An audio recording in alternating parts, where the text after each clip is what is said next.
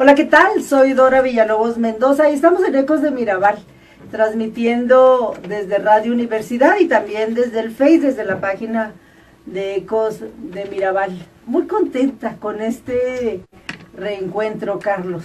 Sí, Dora, gracias por la invitación. No, acércate mucho, Carlos. Sí, gracias por la invitación. Me estoy reencontrando con un... Iba a decir viejo amigo, pero no. Con un amigo, después de muchos años, no sé ni cuántos, Carlos, que no nos vemos.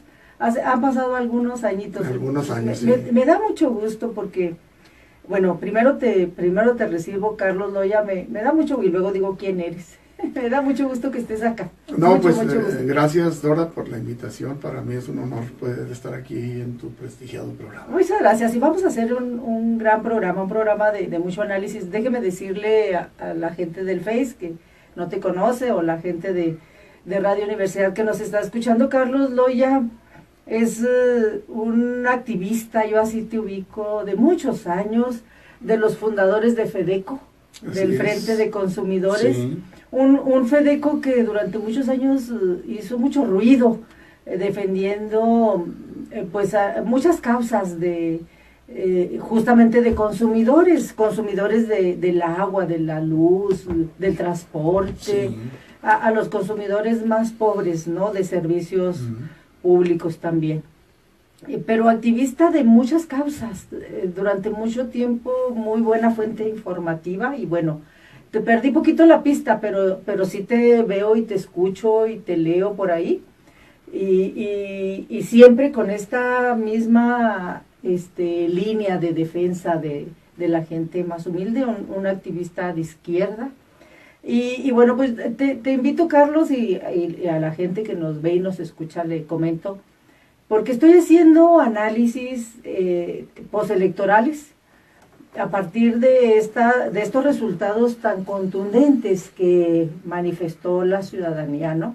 Muy interesantes por muchas aristas que representan. Primero que nada, pues bueno, la contundencia de los resultados electorales a un movimiento relativamente, fíjate, haciendo análisis por ahí con Chalío decíamos relativamente reciente, pero no, porque la gente que anda en Morena es gente que viene desde el PC, desde el Partido Comunista, sí, alguna gente, y más o menos traen más o menos algunos traen mucha carrera de izquierda, ¿no? A la luz, bueno, de esta contundencia y sobre todo de una contundencia de la apuesta político-electoral de la ciudadanía a un movimiento que ofrece gobernar diferente, ¿no? Desde ahí quiero hacer el análisis. Y bueno, también ya algunas propuestas que López Obrador y su gabinete han estado soltando por ahí también interesantes, ¿no? Me gustaría enmarcar este análisis en esa idea, ¿Por qué, en una primera fase, por qué el pueblo de México fue tan contundente?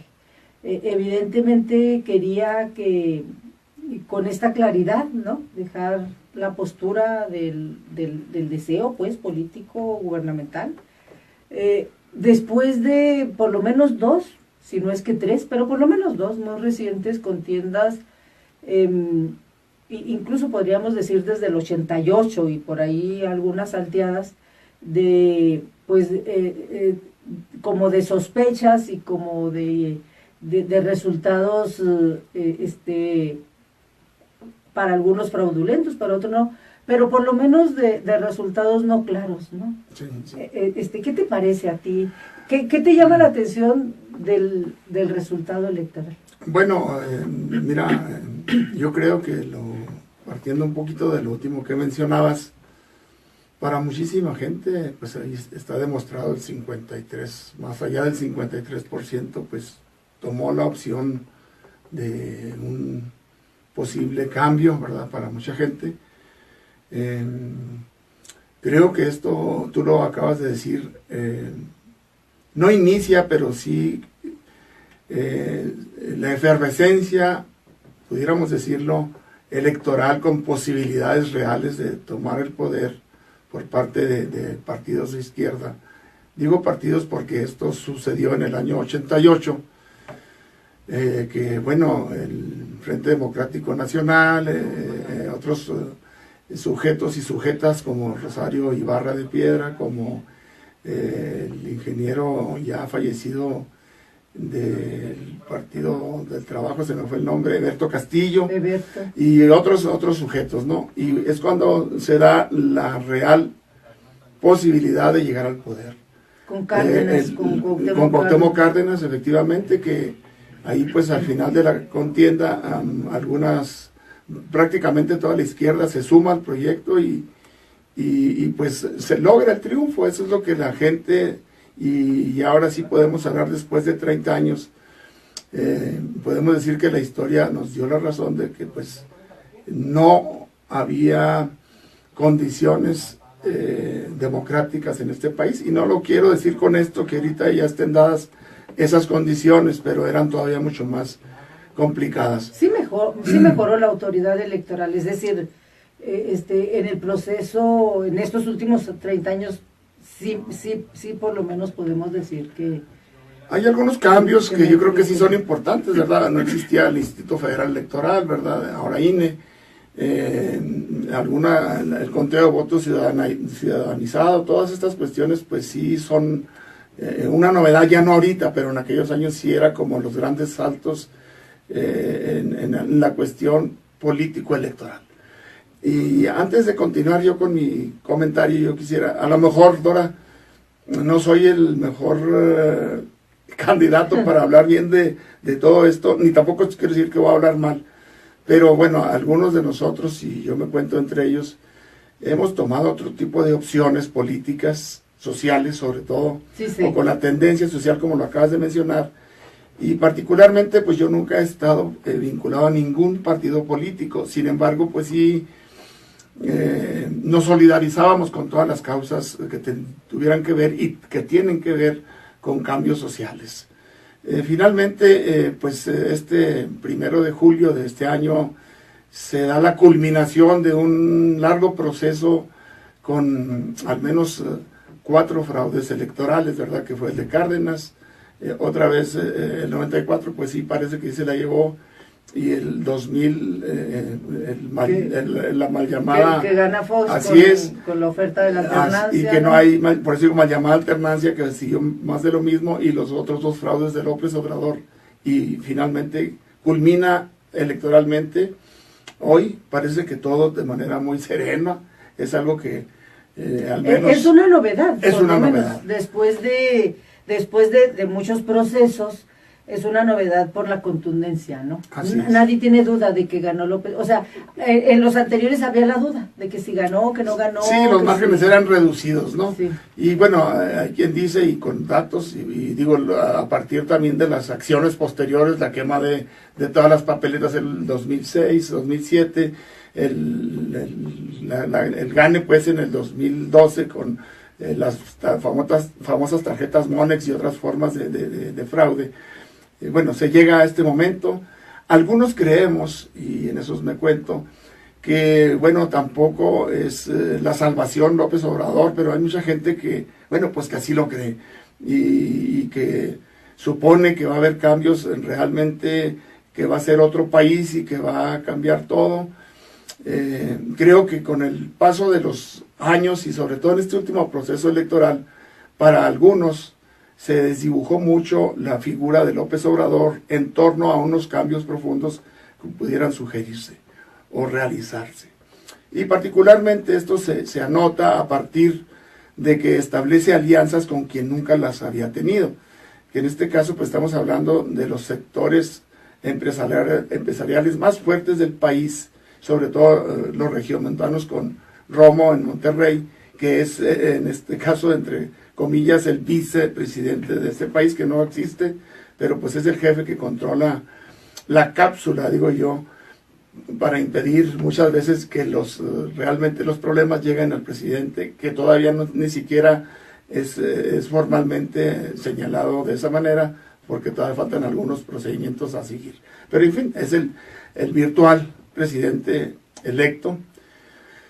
Y aquí es importante decir también que Notamos un cambio en cuanto a la forma de confrontarse en los dos procesos anteriores, muy abiertamente antisistema.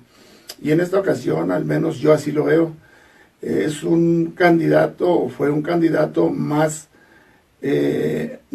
tirado hacia el centro.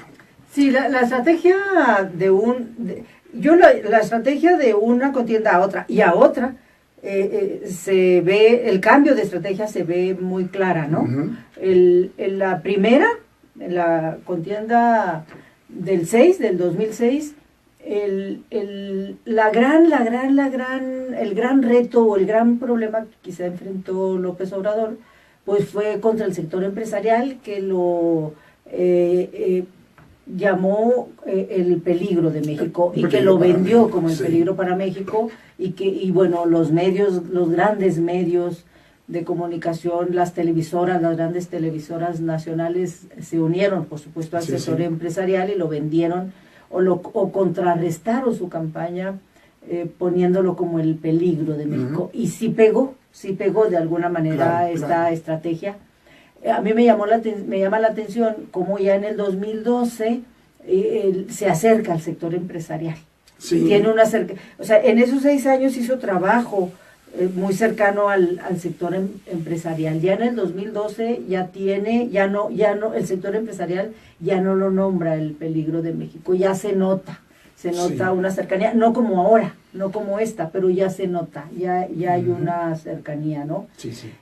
Y bueno, está esta duda de si hubo o no hubo fraude en el 2012.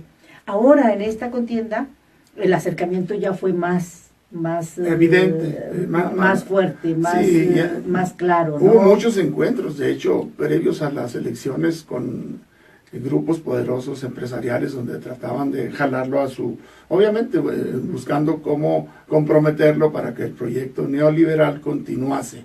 Y esto es muy obvio porque desde el 2012, particularmente desde el 2012 hacia acá, son 6 años, en que yo creo que si con alguien trabaja López Obrador en una visión muy pragmática, es con el sector empresarial. Que me parece que es el hueso más duro de roer, o sea, es el sector más difícil de convencer, y convencer primero de que no va a ser peligro, convencer de que no le va a hacer mucho daño a la estructura, ¿no?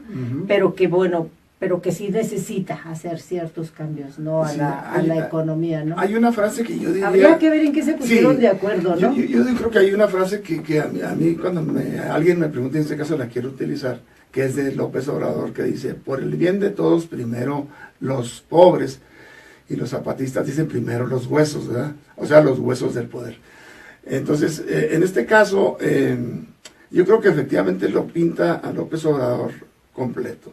Por el bien de todos, para que todo esto continúe, necesitamos atender lo que se ha desatendido, que son los pobres, los grupos marginados, los grupos de obreros, de campesinos, de madres, todos los grupos, pues, que somos la absoluta mayoría en el país, pero sin embargo marginados, curiosamente, ¿verdad? Más aquí es importante, porque en esta situación de primero los pobres, se parece mucho a las doctrinas de la Iglesia Católica, la opción preferencial por los pobres. Yo creo que en eso se parece, casi pudiéramos decirlo de otra manera, pero la idea es la misma, pero finalmente falta todavía que los pobres que se han convertido en sujetos activos de cambio social y político en este país, cuando tocan a la puerta o se asoman por ahí brincando la barda o le rasguñan, como dicen los zapatistas, al muro para hacer la grieta más grande, López Obrador también ha jugado un rol no grato para este tipo de personas, sobre todo los pueblos indios, porque siente un acecho, siente un peligro que le pudiera restar una cantidad de votos. Ahorita eso ya está superado electoralmente, y creo que ahí también jugó un papel muy discreto, muy, por decirlo menos, no de apoyo nunca, pero sí de dejar que las cosas corrieran de otra manera. Me refiero a las declaraciones del EZLN. Y aquí hay un sujeto nuevo que se incorpora en este proceso electoral, que es el Consejo Indígena de Gobierno emergente del Consejo Nacional Indígena en el país, donde lanzan una candidatura de una mujer que es María de Jesús Patricio Martínez, a Marichuy, mejor conocida, a quienes un sector apoyamos, pero creo que aquí le falló al análisis de Andrés Manuel, porque en un principio hizo varias declaraciones, pero la más fuerte que recuerdo ahorita es que decía que era otra de los ardides de Salinas para no permitir que llegara al poder, y eso pues sí duele, ¿verdad? Porque si alguien ha dado muestras en este país y en el planeta de cambios verdaderamente profundos, no de ideología, o no solamente, sino de gobierno, ha sido el EZLN. Entonces, ahí hay una situación que es importante. No es contra el EZLN que se lanza, eso es lo más lamentable, pudiera tener sus diferencias, sino contra todo lo que huele a alternativa desde la lógica indígena. Entonces, los indígenas no pueden ser todavía sujetos de la historia de este país. Lamentablemente así lo manifestó López Obrador. Ustedes tienen que votar por algún partido, pero por Morena, que es el que más se parece a lo que ustedes buscan. Y bueno, ahí se hacen las necesarias y puntuales acotaciones a todo esto. Se resuelve, se le baja el volumen por ahí a algunos de los personeros de López Obrador, como en este caso John Hackerman hizo algunas, que es un editorialista importante de este país, a quien mucha gente sigue, unos señalamientos y descalificaciones terribles, y después las fue suavizando y se entró como en una etapa de guardar silencio. Esto que dices es importante, porque comentabas ahorita en el 88 el frente, cuando se unen las izquierdas, porque hay que decir, para ir a las expectativas, que en México hay varias izquierdas. Sí, eso es importante, que justamente por eso a mí me interesa traer aquí al análisis a las diferentes izquierdas, ¿no? En el 88 llama mucho la atención. Yo me acuerdo que fue una euforia que fue muy importante, porque era la primera vez que se unían las izquierdas con expectativa, con la posibilidad de ganar, ¿no? Sí, y bueno, hay la duda de si ganó o no ganó Cárdenas, ¿no? Sigue habiendo pues eso no se va a recuperar. Sigue habiendo la duda, pero cuando hay duda quiere decir que la posibilidad estaba ahí, es decir, hubo mucha votación, ¿no? Sí. Sin embargo, ahora, bueno, y todavía en el 2006, con López Obrador, más o menos se unen las izquierdas, ¿no? Con el PRD. Sí, no, eso con el PRD también se unen. En el 2006, sí. En el 2006. Sin embargo, algo pasa, y aquí me gustaría saber qué. Algo pasa, que en estas últimas, y particularmente en esta contienda, no se unen las izquierdas. De hecho, el PRD va con el PAN. Algo ocurre, es decir, no, me parece que no deberíamos de hacer el análisis solamente con decisiones de personas, sino más de que algo pasa. Sí. Y por supuesto, tampoco va el EZLN, lanza su propia candidatura con Marichuy. Es decir, en esta ocasión van las izquierdas separadas, sí, pero gana una de las izquierdas, sí, ¿no? Sí, sí. Es interesante. Pues. Claro que es interesante. Y aquí nomás acotaría en su propia candidatura. Algo que no se entendió y no se ha entendido generalmente es que la candidatura de Marichuy no era una candidatura para disputar el poder, porque se sabía con toda claridad, que no y ganaba, están en declaraciones escritas, claro. Que no se iba a ganar, sino lo que se pretendía era elevar a los foros de aparición pública, como son los debates, por mencionar solamente uno de ellos, y espacios abiertos de televisión donde se tendría que dar tiempo, si se lograra la candidatura independiente de Marichuy, para que se visualizara la problemática indígena, y no nomás de los indígenas, sino los de abajo, radicales, si se les quiere ver de esa manera, que así es como se define, para que aparecieran los problemas que se estaban ocultando en el fragor de la campaña política, con ofrecimientos, que eso no se modificó y no lo modificó nunca López Obrador, de hacerlo más amplio. Pero obviamente si no se suma esta corriente indigenista a la candidatura que sí podía ganar, es porque esa candidatura no ofrece, por lo menos no ofrece estas expectativas de esta corriente no política que ahí está, pues, que haya estado, ¿no? Hay un detalle pequeño que va a mencionar para concluir. Es que en la lógica del Consejo Indígena de Gobierno, no del EZLN, sino el CIG integra al ZLN y a todos los pueblos que quisieron participar, que es la mayoría de los pueblos de este país indígenas, en donde se dice, lo único que nos interesa es lograr la candidatura. No les vamos a pedir el voto después para que voten por nosotros. Les vamos a pedir que nos permitan contender y aparecer en las boletas. Ese era el objetivo. Y se dijo claramente, incluso hay documentos escritos en la página de Enlace Zapatista, ahí los podemos conseguir, son públicos, donde dicen, quien quiera votar por quien quiera, lo puede hacer. Nosotros, es más, nunca le hemos dado línea a nadie, decían los zapatistas, y lo han hecho así. En el caso de Marichuy, únicamente, pues digo, no se entiende todavía, es aparecer en la boleta y subir a un sujeto. No, yo creo que sí se entiende perfectamente el propósito, digo, es muy claro, pues, obviamente no iba a ganar, pero había un propósito de posicionarse. No, me refiero a que en esta ocasión es muy obvio que las izquierdas van separadas. Sí, sí. O sea, ¿por qué razón? ¿Por qué las izquierdas de México, en vez de a partir del 88, de ir más juntas que nunca, se separan, ¿no? ¿Me tengo que ir a corte, César? Sí, bueno, nos vamos a ir a corte en Radio Universidad, pero seguimos en el Face y seguimos con esto y regresamos. Vamos a corte y volvemos en Radio Universidad. Gracias. Pero seguimos en el Face. Entonces, se está seguimos, okay, seguimos, estamos en vivo y seguimos. Y ahorita retomamos en radio. ¿Por qué las izquierdas se separan? ¿Qué pasa? Mira, ¿Qué pasó? Yo aquí veo una cuestión que el tiempo nos ha ido definiendo. Creo que el tiempo es el mejor sedazo para que cada quien se ponga en su lugar, o tome las opciones o modifique. En el 88 había una búsqueda de un mundo nuevo, de un mundo mejor, de muchas utopías que se desvanecen en el 89 con la caída del muro. Todavía no sucedía eso. Y se tenían esquemas de una lógica de muchas formas vista como algo inamovible, como dogmático. Tenías que tener ciertas...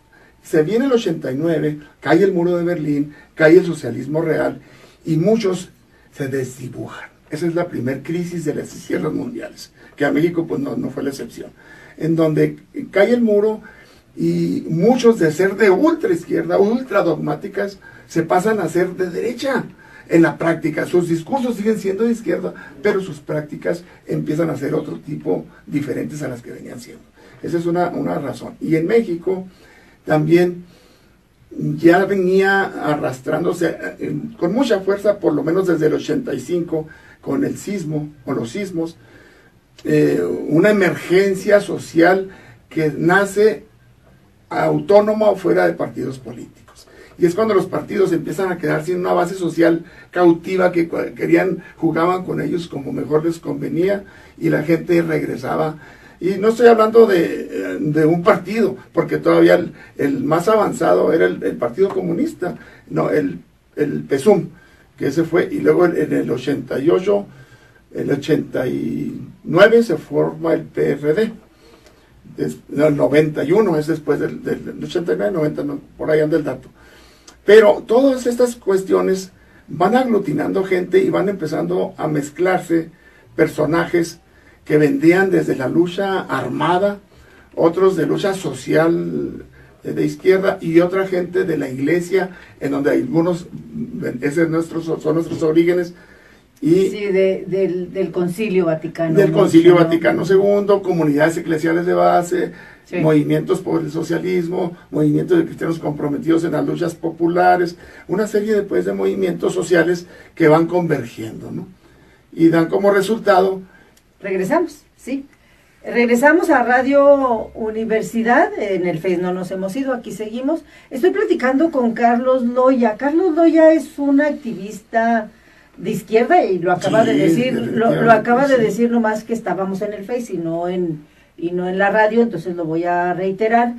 Viene de estos movimientos muy importantes que bueno, desde los 70 a los 80, con mucha fuerza, los 80 y los 90, de las comunidades eclesiales de base a partir del Concilio Vaticano, de esta gran reforma que hace la Iglesia Católica y que surgen muchísimos movimientos sociales de izquierda, que para mucha gente es contradictorio que vengan movimientos de izquierda de la Iglesia, que todavía no los alcanzan a entender, pero esta reforma justamente marca un movimiento al interior de la Iglesia, de preferencia a los pobres, ¿no? Que es justamente la doctrina de la izquierda. Entonces, por eso comulgan, pues, entre mil cosas, pero digamos en términos muy generales. Es una parte. Es una parte, exacto. Y bueno, creador de los promotores y de los fundadores de FEDECO, del Frente de Consumidores, que justamente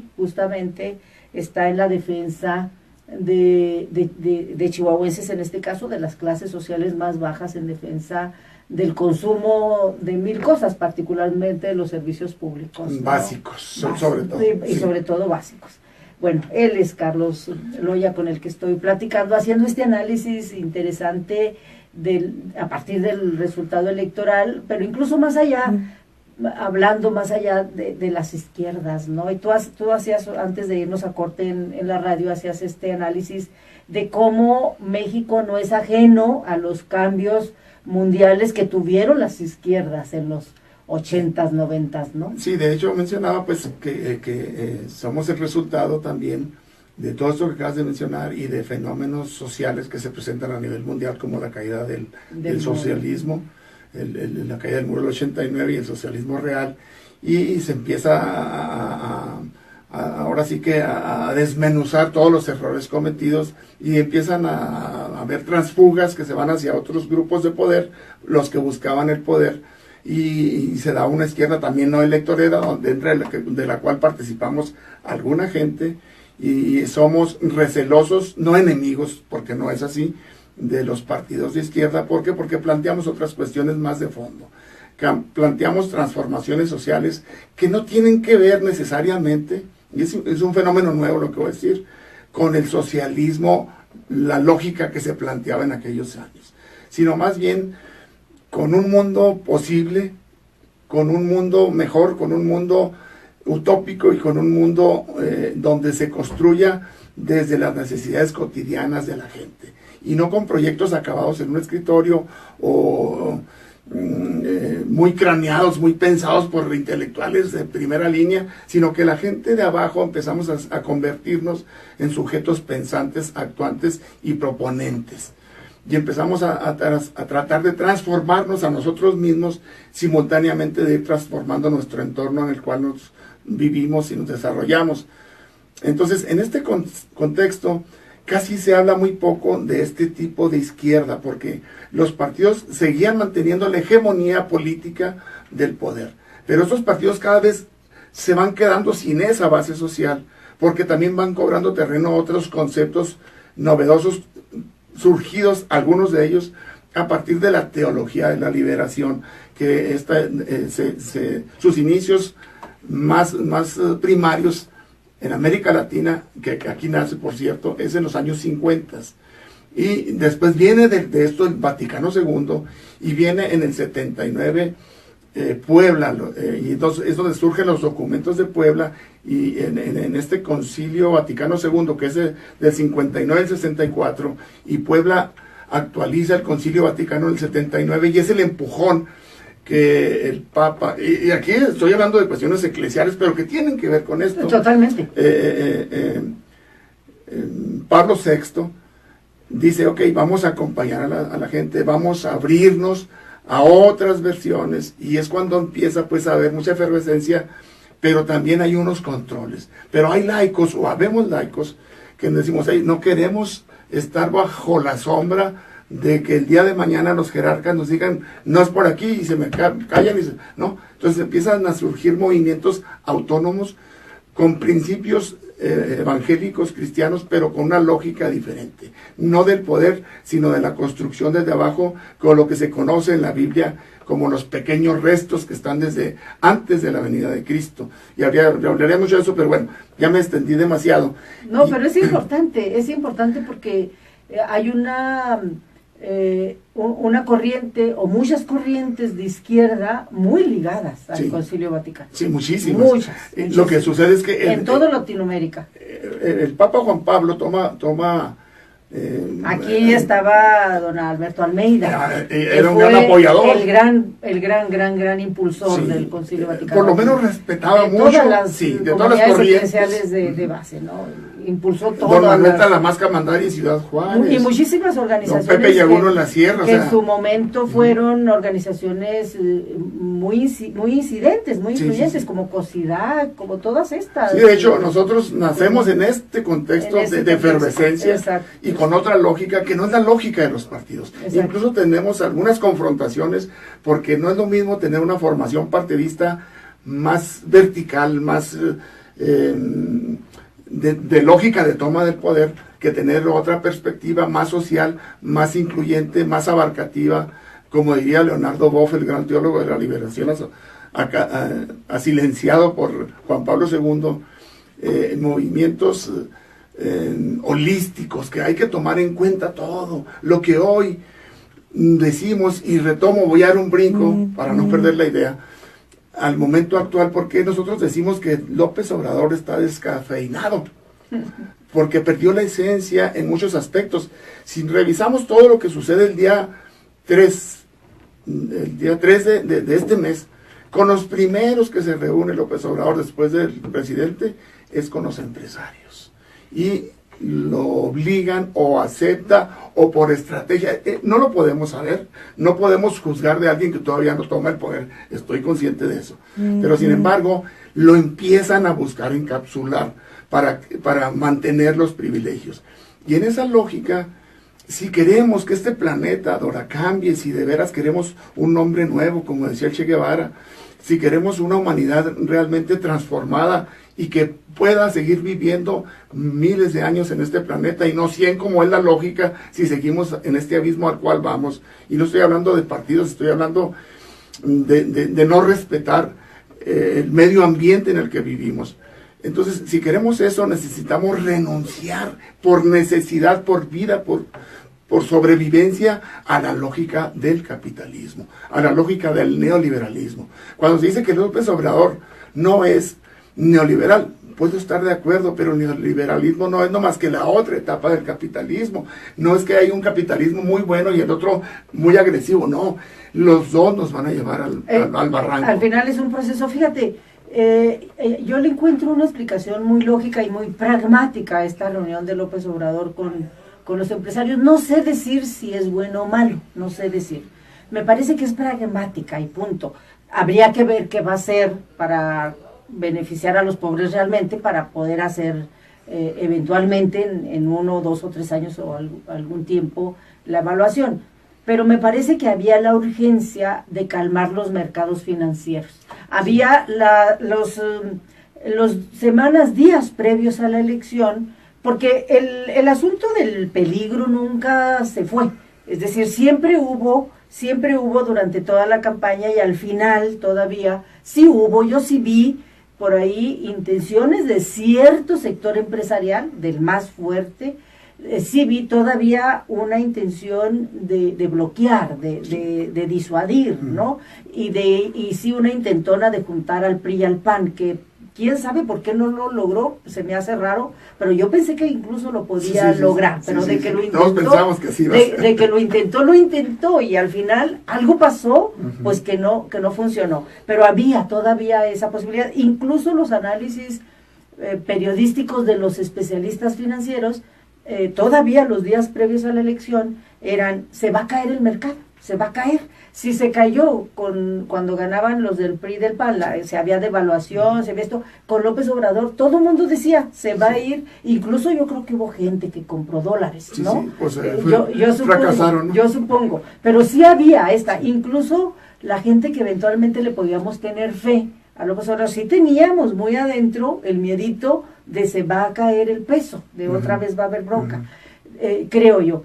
Entonces, me parece a mí que esta reunión urgente con el sector financiero, empresarial, fue mucho de calmar los ánimos. Y entonces, sorprendentemente, vimos, porque el asunto de la macroeconomía de este mercado financiero, que al final es internacional, que no depende solamente de lo interno, y resulta que no, que vimos un peso estable, fuerte, la bolsa no se movió, etcétera. Y entonces a mí me sorprende pues este pragmatismo que ha logrado López Obrador en los últimos 12 años, particularmente los últimos 6, porque todavía había duda de mucha gente. Yo personalmente, yo decía, igual y si se le va a caer el mercado, pero al final logra, yo quiero pensar que con este pragmatismo de decir, tengo que calmar esta parte macro, pero bueno, tendrá que ir a la micro también. Vamos a ver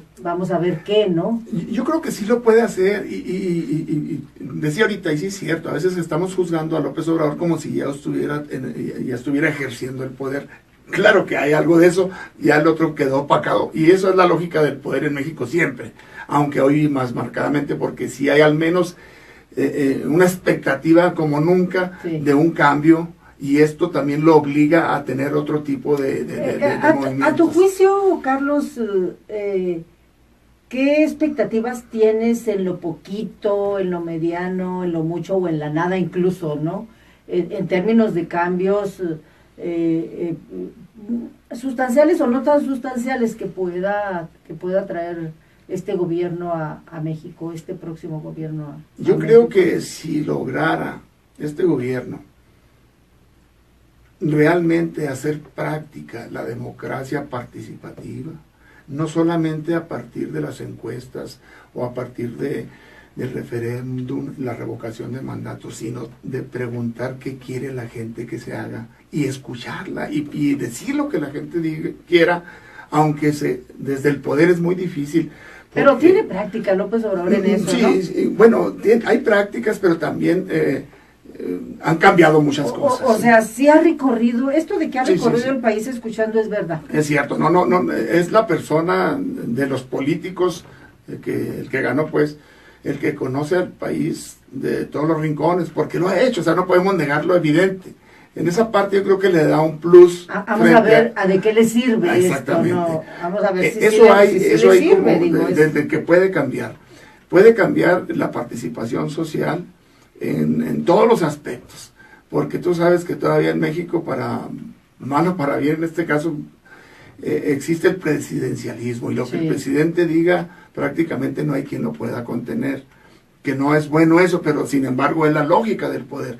Esto tendrá que cambiar. Hay sugerencias de que esto cambie, de que realmente exista la separación de poderes, pero también existe la tentación, teniendo todo el Congreso, el Senado y la Cámara Baja y los congresos de los estados, prácticamente de donde hubo elecciones. No va a tener pretexto. No tiene, exactamente. Ese es el punto, ¿no? Eso le da a López Obrador y a su equipo y a los partidos, pues, de esta alianza, que lo reduciría prácticamente a Morena, ¿no? O sea, hablando realmente así es, porque el otro, el encuentro social, ni siquiera el registro lo alcanzó, ¿no? Figuró, ¿no? Así es.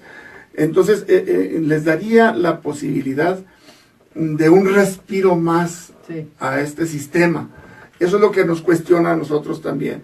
Pero sí puede haber cambios, y te pongo un ejemplo, cosa bien interesante. Hace unos días le preguntaron a Cuauhtémoc Cárdenas que si iba a trabajar con López Obrador. Dijo, no, yo no voy a trabajar. Yo trabajaré con él cuando él decida echar para atrás la reforma energética. Ahí López Obrador se les dijo de las dos anteriores y del principio de esta campaña. Y no lo estoy diciendo yo, lo está diciendo alguien cercanísimo a él. Entonces sí hay preocupación de que realmente los cambios no sean tan de fondo. Si se lograra la regresión de la reforma energética, si se lograra, realmente ahorita también está Moctezuma Barragán está diciendo que la educación no se va a derogar completamente, se van a hacer arreglos en lo que no funciona, o sea, están cambiando, no estoy diciendo López Obrador, pero sí puede el manotazo y decir, oye, espérate, no declares eso, y se ha quedado callado. O sea, hay cuestiones que también nos dicen, canijo, pues hasta dónde sí es y hasta dónde no es. ¿Hasta dónde va a llegar la transformación real del país o de las instituciones? Claro, no nos podría ir, hubiera sido prácticamente, no sé, la acabose si hubieras mantenido la lógica del poder como estaba. Esto es un respiro, y sí hay que decirlo, porque de otra manera estaríamos negando, seríamos negacionistas por sistema, y no se trata de eso. Se trata de ver también pequeños cambios, más sin embargo el proyecto, insisto, de supervivencia de la humanidad está en entredicho todavía con López Obrador. Y lo más lamentable, no de él, que se está pareciendo, otra vez, estoy juzgando previamente, aclaro, pero por lo que se ha destapado poquito, a lo que fue el presidente de Brasil, Lula da Silva, en su toma de poder, lo que fue y sigue siendo Evo Morales, lo que fue Correa en Ecuador, y lo que fueron los Kirchner en Argentina. Que si hubo cambios, claro que los hubo, lo que fue el mismo José Mujica en Uruguay, lo que hoy sucede con este remedio que queda del Frente Sandinista de Liberación Nacional con Daniel Ortega como presidente, que está masacrando al pueblo, y no precisamente a la derecha, o no solamente, sino que no sabemos hasta dónde eres ya izquierda o no.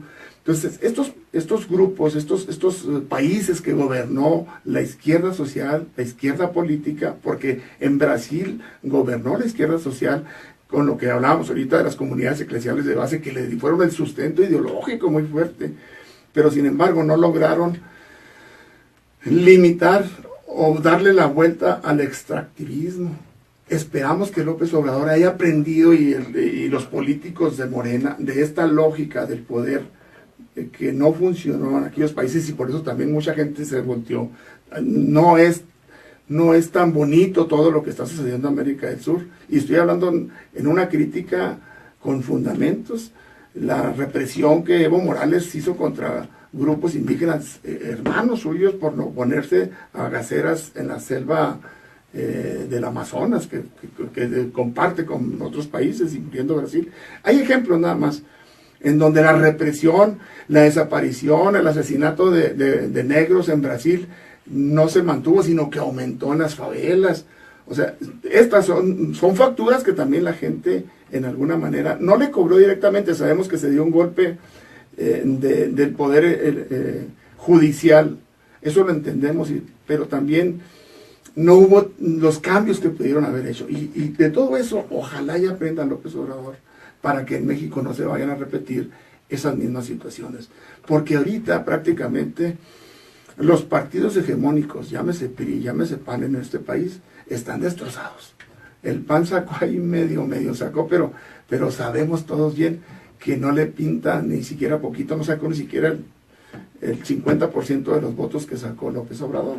No, o sea, entre todos los demás partidos juntos no le ganaban. No le ganan. Aquí es importante, Carlos, porque con este pues voto político que tiene, este margen político,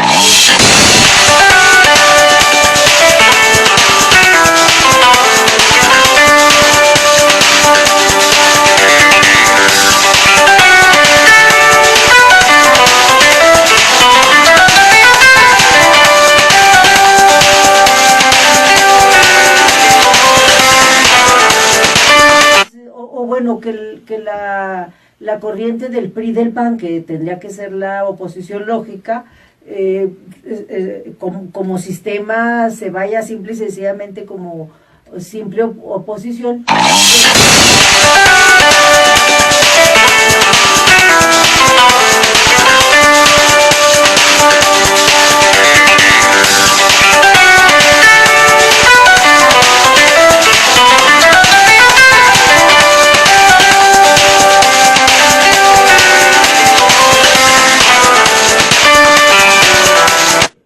allá del FES con más ganas.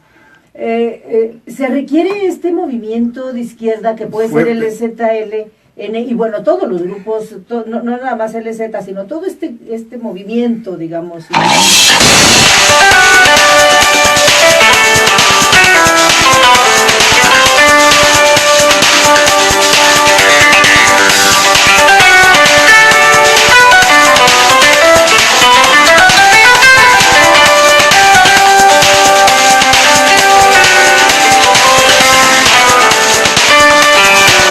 Y ya, ay, déjale, si no te preocupes.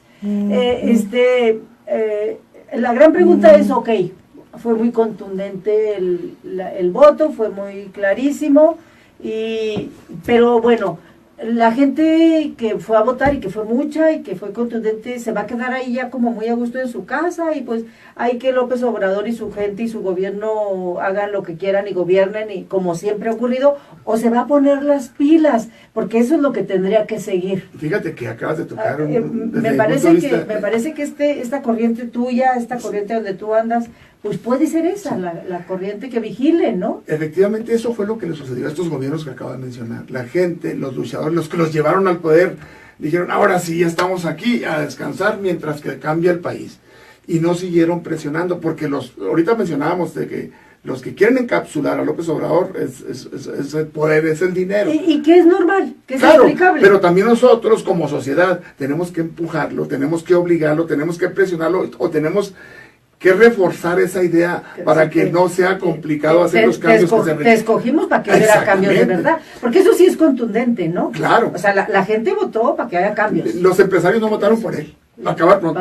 O sea, el dinero no votó por él, votó por él el pueblo, y a él es el que tiene que responder. Y aquí decías algo que sí es cierto, no lo podemos tampoco desvincular, pues lamentablemente ya no nos gobierna la política, nos gobierna el dinero. Hasta hablan como si fueran seres humanos que el capital se puso nervioso, amanecieron nerviosas las bolsas de valores, pues como si pensaran, o sea, a ese grado hemos llegado de depender ya de las lógicas que la política las debiese de controlar. A mí me agrada, por ejemplo, que López Obrador haya dicho, ya no voy a gobernar para una casta, no para un grupo, voy a gobernar para todo el país. Eso es bueno, ¿sí? Pero sin embargo, si la gente se duerme, no va a poderlo hacer, aunque él quiera hacerlo.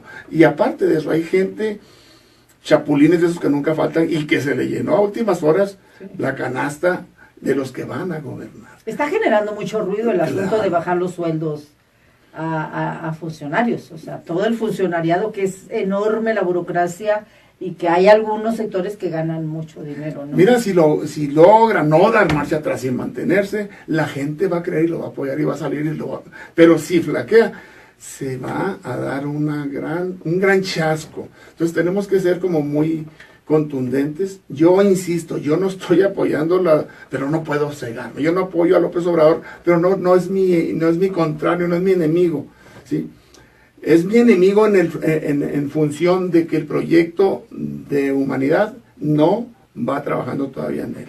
Ojalá y en su momento pudiera darse, esperemos que así fuera, es decir, ok, le paramos a muchas cosas que hacen daños, por ejemplo, a las energías limpias, pero no de estas que venden mucho dinero y que hacen mucha riqueza económica y alimentan el capital, sino que la gente se vaya realmente apoderando.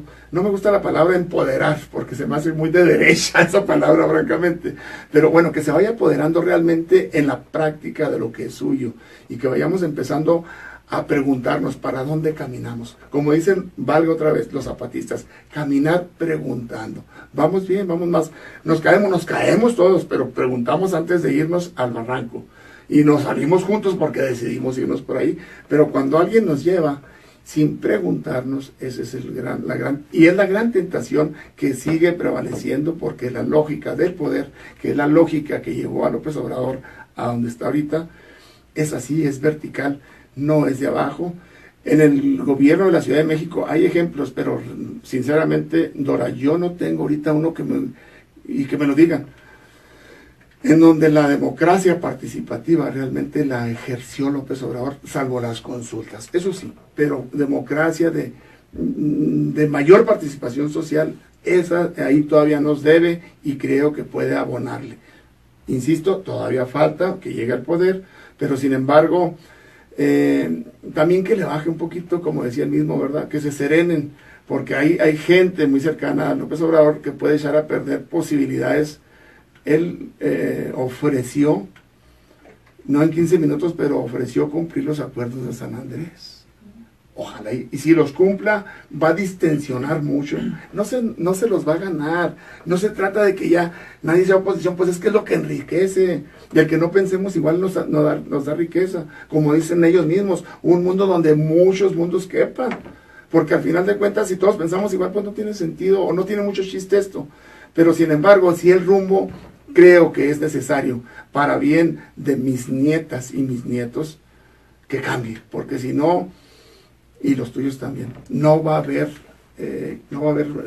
ser posible la humanidad en este planeta. Lo que es un hecho es que la ciudadanía mexicana votó por un cambio. Definitivamente. Eso está clarito, claritito, sí. Y fue muy contundente. Claro que sí. O sea, sí. no hubo dudas. No hay dudas de y no hubo en esta ocasión ni campañas, porque todo se usó a través de las redes sociales, ¿no? Todo esto que les metiera miedo. Sí. No hubo nada, fue muy contundente, lo tenían yo creo que desde hace un buen rato muy claro, y López Obrador fue muy paciente y muy pragmático en los últimos 6 años de irlo conquistando, madurando, y por supuesto, me parece que así es, capitalizando un hartazgo, un coraje, una decepción contra montones de cosas, entre ellas la corrupción, la pobreza que no avanza en términos de mejorar poquito la economía, la inseguridad pública terrible, ¿no? Mucha violencia. Sí. Es decir, la gente ha estado confirmando y reconfirmando que en la alternancia PRI-PAN pues no le resolvió, no resolvió nada, y le está apostando, me parece que con los riesgos que eso implica, a un cambio sustancial. Dice el filósofo más importante ahorita de México y a nivel mundial, o de los más importantes, ¿verdad? Enrique Dussel, por ahí en uno de los talleres que les dio a algunos, por cierto, de Morena, dice, necesitamos generar o recuperar, no generar porque ya está ahí, sacar otras epistemologías, otra forma de ver el mundo, de practicarlo, de entenderlo y de transformarlo. Entonces eso creo que también se puede, porque hay las condiciones para que esto suceda. Nunca en la historia de México, yo me he puesto ahora a revisar, pues me gusta, pero ahora últimamente, nunca ningún presidente había llegado con tanta legitimidad como López Obrador.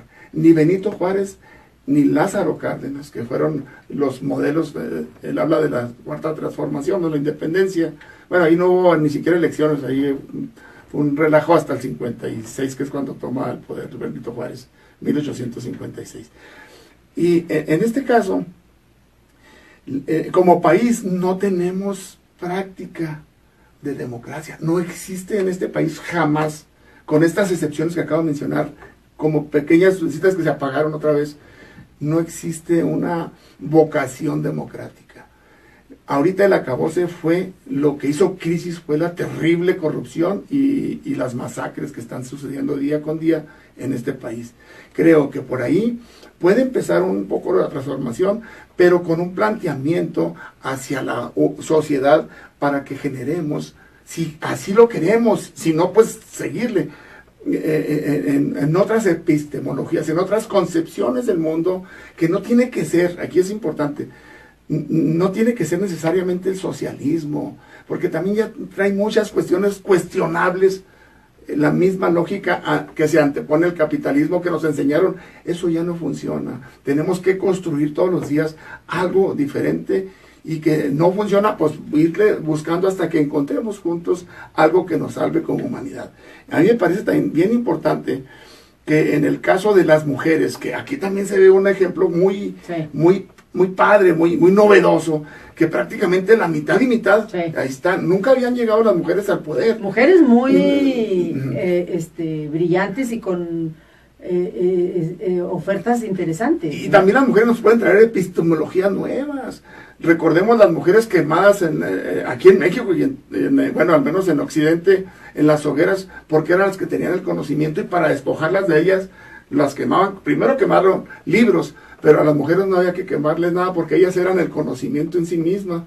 Como dice Ramón Grossfogel, un gran epistemólogo, que él habla mucho de lo que es la decolonización. O sea, tenemos que decolonizar nuestras mentes. Tiene que haber una revolución cultural, y a eso tenemos que apostarle. Aquí hay un gran trabajo, no solamente de políticos, hay un gran trabajo de filósofos, y sobre todo un gran trabajo, se anule y se anule y se haga una nueva reforma educativa, porque los maestros se pueden empezar otra vez a convertir en lo que eran en nuestra infancia, y no se diga en infancia, nuestros padres, los grandes apóstoles de este país, que ahorita lamentablemente se ha perdido mucho de eso, y no es ya gratis tampoco. Hay unos maestros bien fregones y maestras, pero también fueron los que permitieron que este sistema se mantuviera con tantas cosas, ¿no? Entonces, bueno, todas estas cuestiones yo creo que tenemos como que irlas desenmarañando de una por una, ir viendo por dónde le podemos ir cuestionando y aportando también, pero se me hace mucho decir, por lo menos decir, por aquí no queremos, porque alguien pregunta, cuando uno se pone así medio romántico, como ahorita, bueno, ¿y tú qué ofreces? No se trata de que yo ofrezca un formato acabado al grupo en el que yo participo, no, se trata de que, como repito, que construyamos juntos, y que sobre todo tomemos como base algo que no ha existido lamentablemente, es aprender a escucharnos, no imponerme sobre ti. Si tú quieres imponerte sobre mí, pues no o sea, me vas a convencer, pero yo también te puedo convencer, y si no nos logramos convencer, pero podemos caminar juntos. Y en la práctica es muy fácil ponerse de acuerdo cuando vamos trabajando en algo. Cuando nos ponemos a discutir sin ningún provecho de algo que vamos a construir, es fácil hasta llegar a odiarnos. Entonces, bueno, son ejemplos nada más de lo que yo creo que son de las bases que se pueden establecer para este modelo nuevo de sociedad, que quiero decirlo, y es cierto, en el mundo, el triunfo de México, a nosotros todavía no nos acaba de caer el 20, pero en el mundo los ojos están puestísimos, al igual que la revolución de 1910, en su triunfo, más, porque fue muy arrebatada inmediatamente, y la revolución de 1917 en Rusia, y no porque haya sido socialista, sino que porque hubo cambios realmente de fondo. Entonces creo que todas estas cuestiones, aprender de nuestra propia historia, aprender de los errores, y sí los vamos a seguir cometiendo porque somos humanos, pero también nos tiene que dar un plus de todos los errores cometidos. Sí, se nos fue el tiempo, ¿verdad, César? Sí, definitivamente no le podemos regatear a México este triunfo, ¿no? Esta contundencia. Sí, yo coincido contigo en que logró México, aguantó, apechugó varios años, varios sexenios, y hasta que dijo aquí, ahí muere. No, me voy a ir por el otro lado, insisto, con todos los riesgos que implica, porque como tú dices, tiene muchos riesgos, ¿no?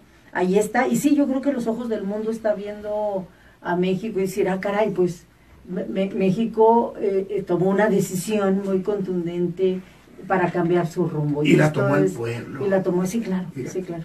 O sea, aquí no se puede entender, y es importante, sí hubo clase media que votó por López Obrador, que no votaba antes, hubo unos que otros empresarios que también votaron, pero realmente son una absoluta minoría, y sabemos todos por qué, pues porque la mayoría de la población, el 99%, tiene menos de lo que el 1% ostenta, ¿verdad? Sí. Entonces, en esta lógica, creo que podemos enseñarle muchas cosas al mundo, y por lo tanto tendremos que ser sumamente inteligentes y exigentes con este gobierno para que realmente existan transformaciones. Así es. Carlos, muchas gracias.